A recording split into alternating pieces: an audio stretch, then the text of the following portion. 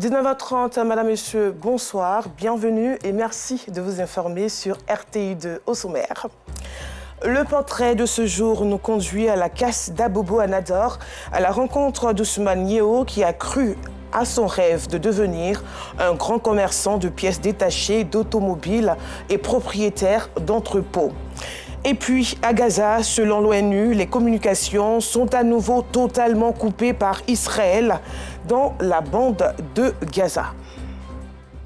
Une fois de plus, soyez les bienvenus si vous nous rejoignez. Ne dit-on pas que la patience est un chemin d'or?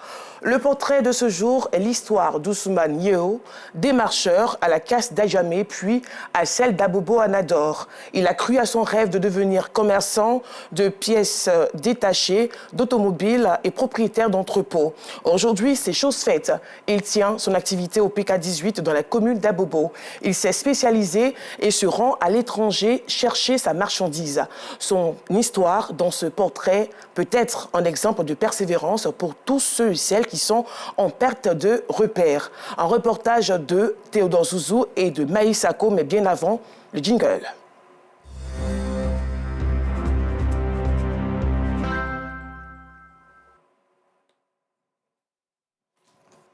Carrefour Agripac, PK18, commune d'Abobo, non loin de la cité Concorde. Des véhicules en pleine réparation ou abandonnés, des moteurs d'automobile, des portières et bien d'autres pièces à même le sol. Ce décor de ferraille est attenant à un entrepôt. Un endroit de près de 600 mètres carrés entièrement rempli de pièces automobiles. Le propriétaire des lieux se nomme Ousmane Menfonga Yeo. À 55 ans révolus, il est commerçant de pièces de voiture. Ce jour férié, ici, on travaille. 9h30, Ousmane Menfonga arrive à son service. Bonjour Koné. Bonjour. Fatim, comment tu vas? Ça va un peu. Merci. Après avoir salué ses collaborateurs, Ousmane se rend à son bureau pour consulter son cahier de compte afin d'avoir une idée de l'évolution de ses affaires. Donne-moi les détails de hier soir. Ça, c'est hier soir qui est là? Oui, ça c'est hier soir. Hier, c'était le combien? Hier, c'était le 14. Le 14, ok. Ouais, hier, c'était le 14. Ok. Le soir, tu fais un point. Tu mets la totalité. Parce que le matin, quand je viens, je n'ai pas besoin de vous demander. Je viens, je regarde d'abord les trucs qui étaient faits la journée. Maintenant, selon ça, j'ai fait mes calculs et puis j'ai fait mon point par rapport à mon registre personnel. D'accord. Voilà. Donc, voilà comment il faut travailler. Comme tu viens d'arriver à pas longtemps, tu ne maîtrises pas 100%. Mais je pense qu'avec le temps, ça va aller. Inch'Allah. Inch'Allah. Donc, merci beaucoup. Ouais. Une fois le point terminé, Ousmane Menfonga porte son chasuble et le travail commence. Paradoxalement, celui qui est dans la ferraille refuse d'être appelé ferrailleur. Moi, je me vois commerçant, pièces auto-détachées. Dans le milieu des ferrailleurs, Ousmane Menfonga est connu sous le nom de Yeo Ford, une appellation qui rime avec la marque de voiture dont il vend les pièces détachées. On m'appelle Yeo Ford par ma spécialité. J'ai choisi la marque Ford. J'avais le choix entre Opel, Ford et Dodge. Ma première voiture payée venait garer à la Ferraille, c'était une marque Ford Escort. Donc je me suis directement fixé, puisque j'avais déjà mûri ça dans ma tête. Les trois marques là, ce que je vais avoir comme cabine pour garer, pour pouvoir présenter aux gens, c'est cette marque que je vais faire. C'est Ford que j'ai eu, une Ford Escort. Menfonga revient sur comment il a démarré cette activité, lui qui totalise aujourd'hui 27 ans dans ce métier. J'ai fait une démarche quand il gagne au moins 10 000 ou 20 000, je vais chercher les pièces qui coûtent au moins 5 000, 10 000. Je viens, j'accroche au magasin, ce qui reste, je fais ça pour mon prix de papa, je rentre à la maison. À cette époque, non seulement je ne partais pas au grain, je ne vais pas au kiosque, ni rien. Quand je quitte au boulot, je suis à la maison auprès de madame et puis ma fille. J'ai fait ça pendant près de 3 à 4 ans. Tout n'a pas été rose pour Yeo Ford. Il a connu des péripéties. J'ai un ami qui m'a remis 570 000. Mais malheureusement, cet argent, c'était un échec pour moi, puisque je n'avais pas l'expérience des affaires à ce temps. Mais cette somme m'a permis aussi de comprendre qu'est-ce qu'il faut faire. Et puis ça m'a motivé plus. Ce milieu de la ferraille est traité de tous les maux. Yeo Ford ou Ousmane Menfonga ne veut pas être accusé de recel. Il veut demeurer digne. Ma culture, ma religion Et mon éducation ne me permet pas de payer quelque chose, payer un marchandise qui a été volé. Ça ne me permet pas.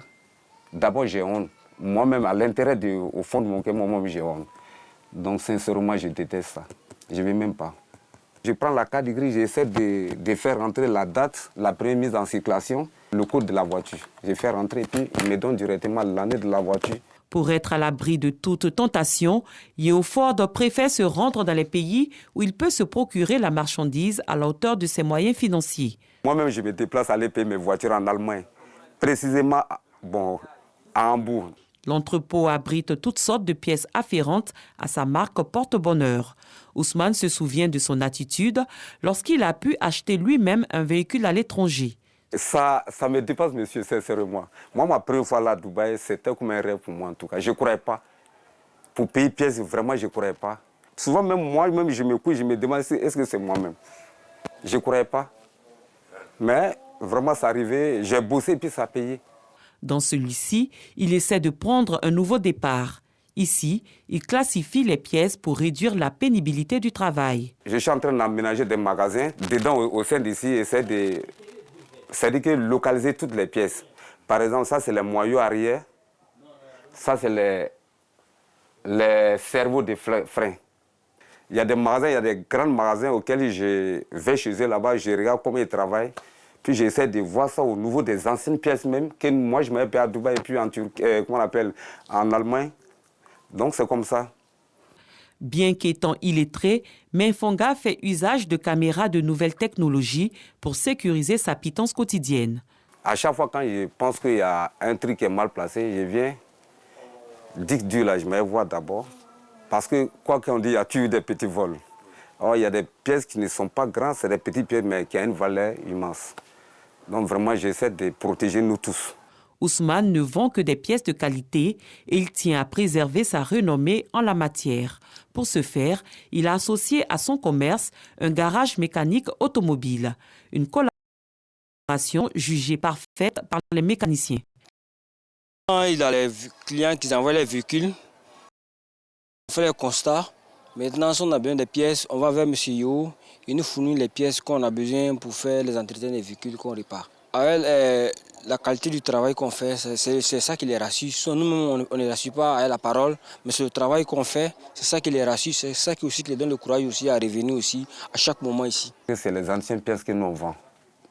Tu vas un ancien moteur, il va envoyer en ville. Le mécanicien qui va les monter, il ne connaît pas. Parce que ce n'est pas tout le monde qui fait Ford, qui connaît, comment on appelle, la marque Ford. Tu vas payer un moteur ici, tu vas le donner à un mécanicien, il va tripoter, il va t'envoyer. Toi-même, en vendant, comment on appelle, la marchandise, tu sais que c'est bon. Maintenant, lui, il va aller, il ne sait pas monter, il va gâter, et puis il va ramener, c'est une perte. Donc, souvent, j'exige même certaines personnes, quand je n'ai pas confiance en toi, je te dis non, si tu veux forcément te payer chez moi, en tout cas, je te conseille mon mécanicien. Maintenant, si tu refuses, souvent, il te dit bon, ça va, il faut chercher ailleurs.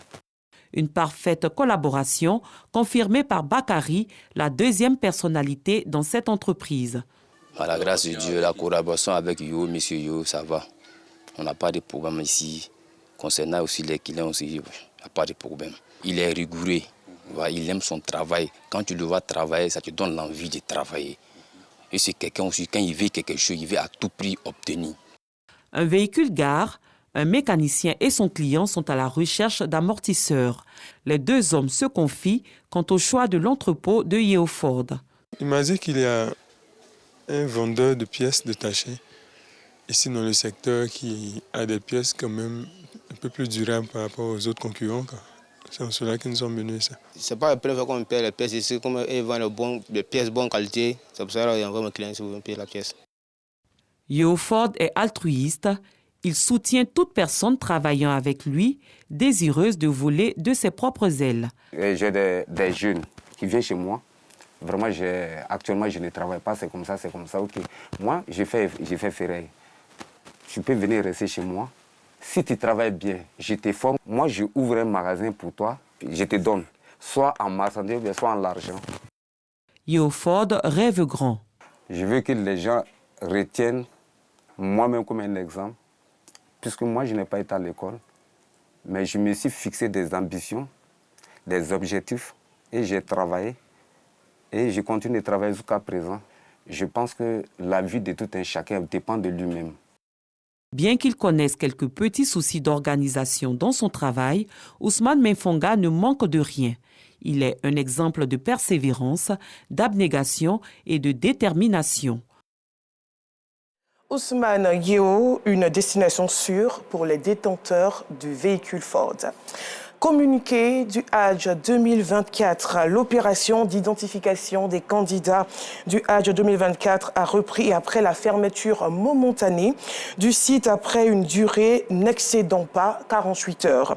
Je vous propose d'écouter ce communiqué émanant du commissariat du Hajj lu par Assiton Diarra.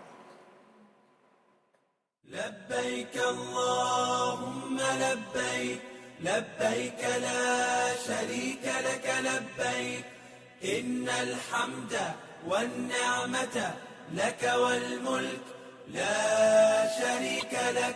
Communiqué relatif à la reprise de l'opération d'identification des candidats au Hajj 2024, 1445 égir du contingent public.